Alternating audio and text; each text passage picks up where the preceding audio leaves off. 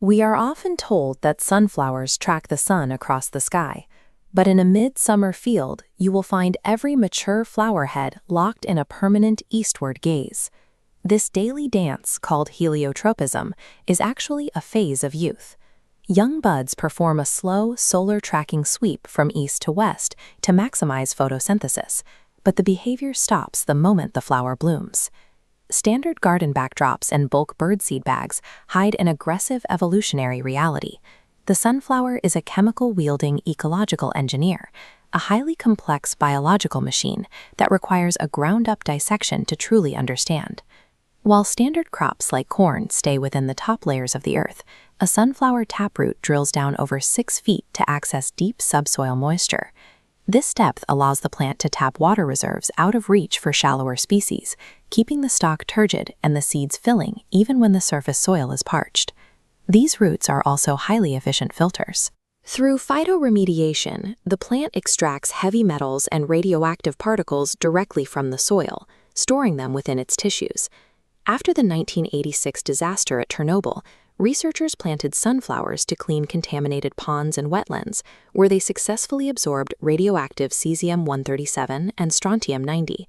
It is an underground biofilter that actively removes pollutants from the environment.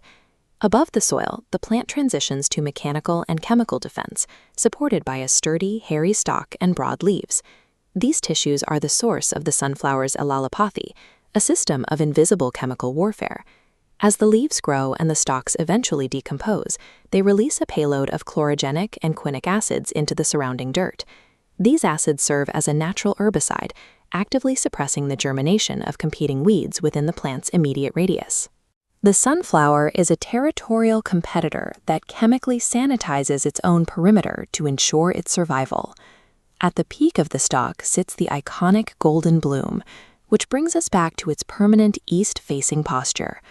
By facing east, the flower head catches the first rays of the morning sun. This warms the bloom earlier than its neighbors, attracting pollinators that need a thermal boost to begin their day. But the relationship between the flower and the bee goes beyond simple nectar. Recent studies have revealed a medicinal interaction within the pollen itself. Under a microscope, sunflower pollen grains show a unique, spiny, and abrasive texture.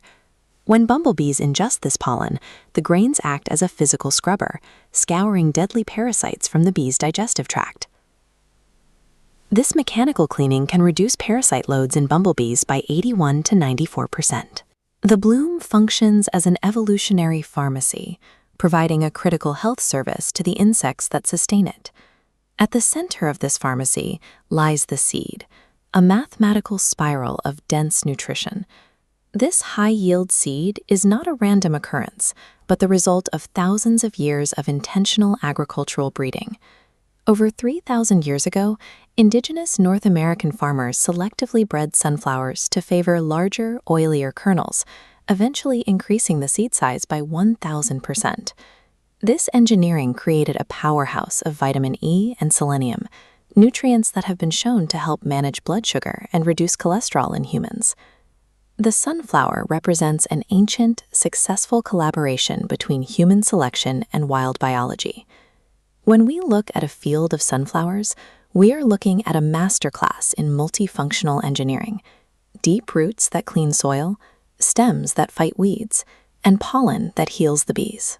The sunflower serves as a biological case study, demonstrating how a single organism can actively repair its environment, defend its space, and nourish its community simultaneously.